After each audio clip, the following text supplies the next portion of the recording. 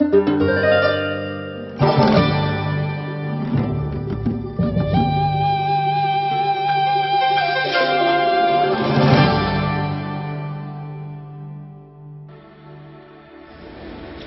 اصل وجود رژیم صهیونیستی وجود نامشروع و دولت جعلی است. یه جمله راجع به رژیم صهیونیستی عرض بکنیم. بعد از این اتمام مذاکرات هسته‌ای شنیدم صهیونیستا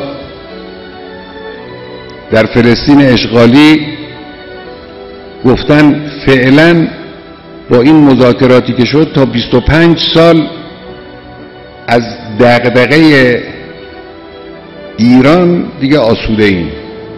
حالا بعد از 25 سال فکرشو میکنیم. بنده در جواب عرض میکنم اولا شما 25 سال آینده رو نخواهید دید.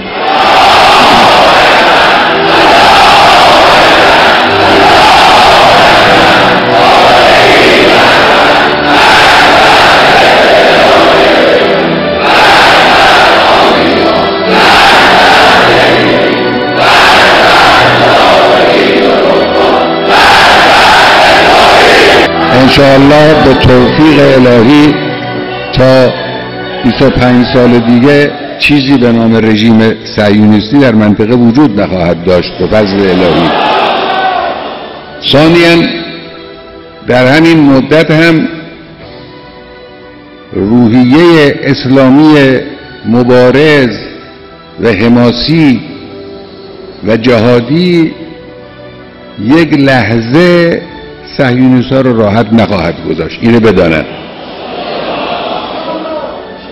ملت‌ها بیدار شدن، میدانن دشمن کیست. حالا دولت‌ها و گروه‌های تبلیغاتی و اینها میخوان جای دشمن و دوست رو عوض کنن، به جایی نمیرسه.